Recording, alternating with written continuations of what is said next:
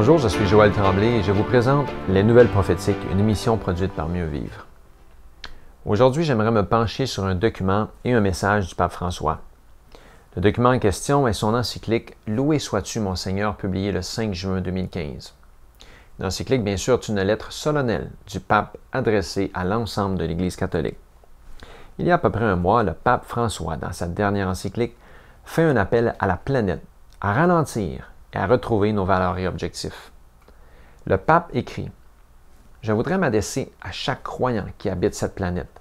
Je me propose spécialement d'entrer en dialogue avec tous au sujet de notre maison commune, parce que le défi environnemental que nous vivons et ses racines humaines nous concerne et nous touche tous. » Il adresse une invitation urgente à un nouveau dialogue sur la façon dont nous construisons l'avenir de la planète. Il dit que le défi urgent de sauvegarder notre maison commune inclut la préoccupation d'unir toute la famille humaine dans la recherche d'un développement durable et intégral, car nous savons que les choses peuvent changer.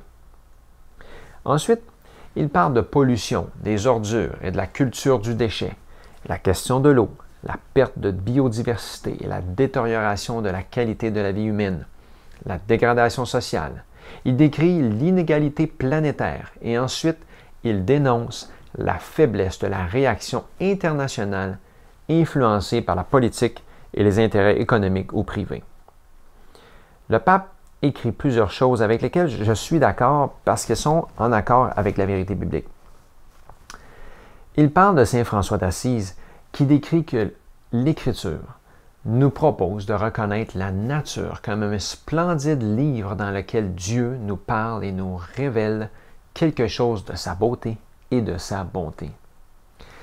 Au deuxième chapitre, il introduit l'évangile de la création, en expliquant habilement que si nous cherchons vraiment à construire une écologie qui nous permette de restaurer tout ce que nous avons détruit, alors aucune branche des sciences et aucune forme de sagesse ne peut être laissée de côté, la sagesse religieuse non plus, avec son langage propre. Nous sommes aussi d'accord quand il montre que la Bible enseigne que chaque être humain est créé par amour, à l'image et à la ressemblance de Dieu. Genèse 1, 26. Cette affirmation nous montre la très grande dignité de toute personne humaine qui n'est pas seulement quelque chose, mais quelqu'un. Au paragraphe 66, il écrit « Les récits de la création dans le livre de la Genèse contiennent dans leur langage symbolique et narratif de profonds enseignements sur l'existence humaine et sur sa réalité historique. Ces récits suggèrent que l'existence humaine repose sur trois relations fondamentales intimement liées. La relation avec Dieu, avec le prochain et avec la terre. Selon la Bible, les trois relations vitales ont été rompues, non seulement à l'extérieur, mais aussi à l'intérieur de nous. Cette rupture est le péché. Et là, on est d'accord, c'est vrai. Ensuite, il continue, « Nous ne sommes pas Dieu. La terre nous précède et nous a été donnée. Chaque communauté peut prélever de la bonté de la terre ce qui lui est nécessaire pour survivre, mais elle a aussi le devoir de la sauvegarder et de garantir la continuité de sa fertilité pour les générations futures, car en définitive, au Seigneur la terre, psaume 24.1, à lui appartiennent la terre et tout ce qui s'y trouve.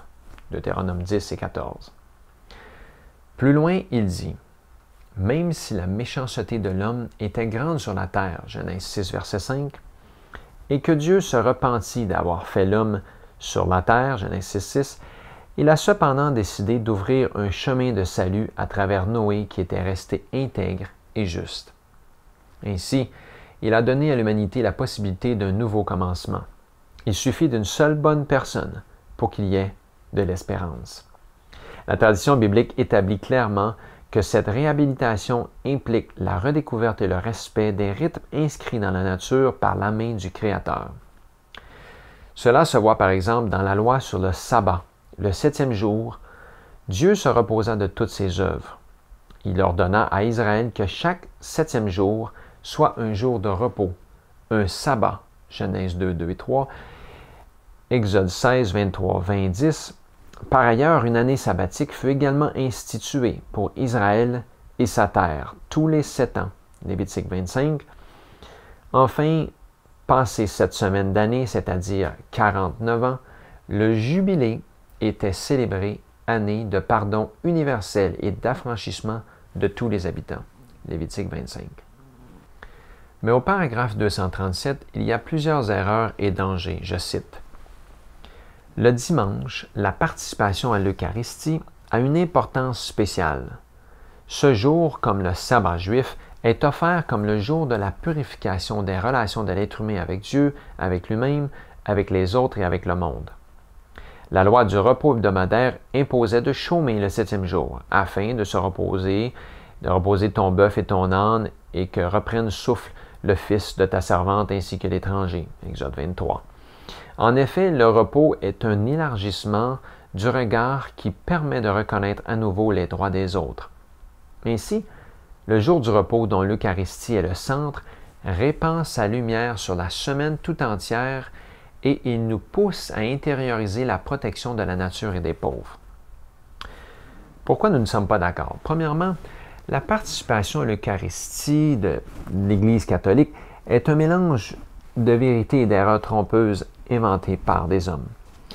Deuxièmement, le dimanche n'a jamais remplacé le samedi sabbat de Dieu et donc le premier jour de la semaine n'a rien de spécial. Dans le Nouveau Testament, il y a 8 références au premier jour de la semaine et en aucun cas ces textes parlent du dimanche comme un jour saint ou un jour spécial ou font allusion à un changement du jour du sabbat pour le dimanche. Malgré ces erreurs apparentes, la réponse médiatique fut phénoménalement et globalement positive et partout sur la Terre, les gouvernements se penchent sur les conseils du pape. Peut-être que vous êtes surpris, mais n'oubliez pas que l'environnement est une préoccupation globale. Plusieurs présidents et premiers ministres parlent des préoccupations sociales et environnementales parce qu'ils savent que la population est inquiète et veut des changements. Le gouvernement chinois en mars et le président Obama en mai déclarent publiquement que le réchauffement climatique est une menace à la sécurité nationale. Mais ce qui m'intéresse au niveau prophétique, c'est l'emphase du pape sur le dimanche, comme un jour de repos spécial donné par Dieu. Évidemment, pour plusieurs chrétiens qui vont à l'église le dimanche, tout cela semble normal. Mais d'après la Bible, le jour du repos sanctifié par Dieu est le 7e jour, sabbat. Plus récemment encore, lors de son audience générale hebdomadaire du mercredi 12 août, le pape François promulgua l'idée que le dimanche est le jour du repos. Comme je l'ai déjà dit, c'est en contradiction avec l'Écriture sainte. François est au milieu d'une série de présentations catéchèses sur la famille, la célébration, le travail et la prière. La célébration est un don précieux de Dieu. C'est un don précieux que Dieu a fait pour la famille humaine et il ne faut pas le gâcher, a déclaré le pape. En faisant un lien entre la célébration et le 7e jour de la semaine, le pape a déclaré que le repos et la célébration sont une invention de Dieu à la création. Mais en dépit des Écritures, le pape a néanmoins souligné le dimanche, pas le 7e jour sabbat biblique, comme un moment particulièrement important pour le repos, car en ce jour, nous trouvons Dieu. Remarquez que le pape utilise le mot célébration pour parler du repos du dimanche et rendre l'idée d'un jour de repos comme une fête, un jour spécial et agréable. Il dit que Dieu nous enseigne l'importance de ce temps pour contempler et profiter des fruits de notre travail, non seulement dans notre emploi ou une profession, mais à travers chaque action par laquelle nous, les hommes et les femmes, coopérons à l'œuvre créatrice de Dieu. Ici, je dois dire que le pape n'est pas en accord avec la parole de Dieu et on en reparle dans une minute. Le pape ajouta que les vrais moments de célébration nous font prendre une pause de la routine quotidienne et nous rappellent que nous avons été créés à l'image et à la ressemblance de Dieu, qui n'est pas un esclave du travail, mais le Seigneur du travail. Il a mis l'accent sur le gain et l'efficacité technique qui attaquent les rythmes humains de la vie et qui dérobent à l'homme le temps pour ce qui est vraiment important, a-t-il dit en expliquant que Dieu veut nous libérer de ses vices. Bien sûr, c'est pour cela que Dieu a béni le sabbat le 7e jour. Mais le pape pense qu'il peut changer la loi de Dieu et recevoir les mêmes bénédictions le dimanche. Et j'ajoute que tandis qu'il y aurait des avantages à se reposer le dimanche, transgresser le sabbat de Dieu est toujours une violation de la loi de Dieu. Il conclut en disant « Puissions-nous toujours reconnaître la famille comme lieu privilégié pour comprendre, guider et soutenir les dons qui sont les fruits de nos célébrations, en particulier l'Eucharistie dominicale. » Pour ceux qui connaissent leur Bible, je pense que vous voyez tout de suite qu'il y a plusieurs erreurs mélangées à la vérité.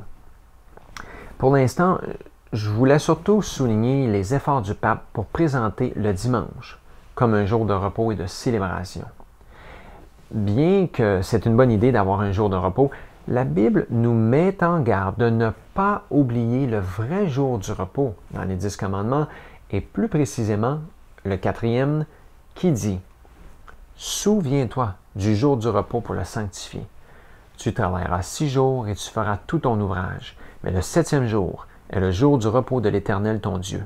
Tu ne feras aucun ouvrage, ni toi, ni ton fils, ni ta fille, ni ton serviteur, ni ta servante, ni ton bétail, ni l'étranger qui est dans tes portes, car en 6 jours l'Éternel a fait les cieux, la terre et la mer et tout ce qui est contenu, et il s'est reposé le 7e jour.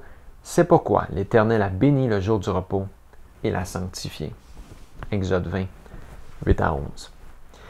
Les Saintes Écritures décrivent ce jour de repos sanctifié et mis à part par Dieu comme étant le 7e jour, le samedi. La Bible nous indique comment garder le sabbat. Par exemple, Exode 20 dit « Souviens-toi du jour du repos pour le sanctifier et se rappeler le Créateur. » Ensuite, ne pas travailler, mais se reposer comme Dieu l'a fait à la création. Genèse 2, Exode 20. C'est aussi un jour pour être une sainte convocation, jour de repos, Lévitique 23.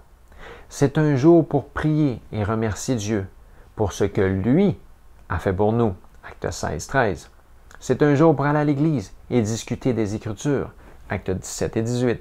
C'est un jour pour glorifier Dieu en ne faisant pas ce qui nous plaît et en évitant les discours vains, Ésaïe 58. C'est un temps pour visiter les malades ou les pauvres et faire du bien, Matthieu 12, Marc 1 et 3, Luc 13 et 14 et Jean 5. Je suis particulièrement convaincu que le sabbat biblique est encore valable et qu'il est d'une importance vitale pour les vrais chrétiens. Dieu lui-même, dans Exode 31, 17, nous indique l'importance du sabbat. « Ce sera entre moi et les enfants d'Israël un signe qui devra durer à perpétuité. Car en 6 jours l'Éternel a fait les cieux et la terre, et le 7e jour il a cessé son œuvre, et il s'est reposé. » N'oublions pas ici que Dieu parle au peuple d'Israël, mais que son peuple a toujours observé le sabbat, puisqu'il a été donné à Adam et Ève dans le paradis d'Éden, et en passant, Adam et Ève n'étaient pas juifs. Jésus plus tard a dit que le sabbat a été fait pour l'homme dans Marc 2, 27 et que Jésus était le maître même du sabbat au verset 28.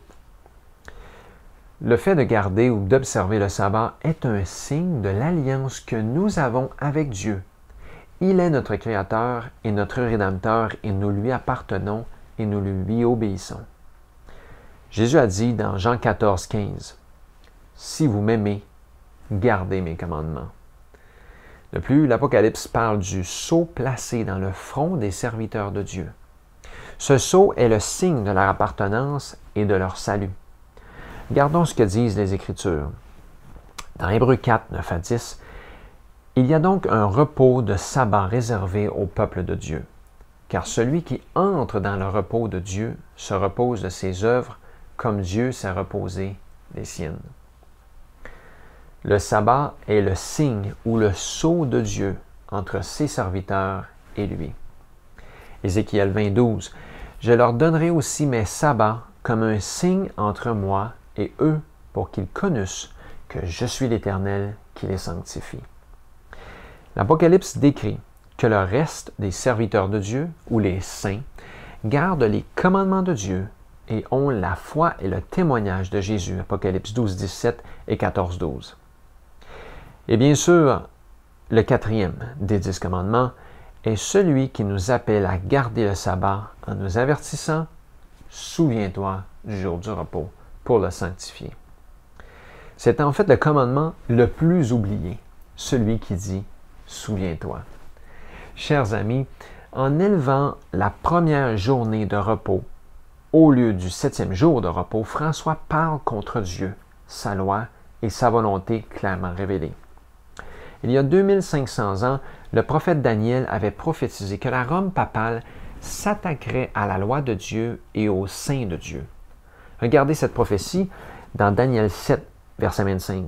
« Il prononcera des paroles contre le Très-Haut, il opprimera les saints du Très-Haut, et il espérera changer les temps et la loi, et les saints seront livrés entre ses mains pendant un temps, des temps et la moitié d'un temps. » Éventuellement, nous ferons face à un conflit de culte et de religion.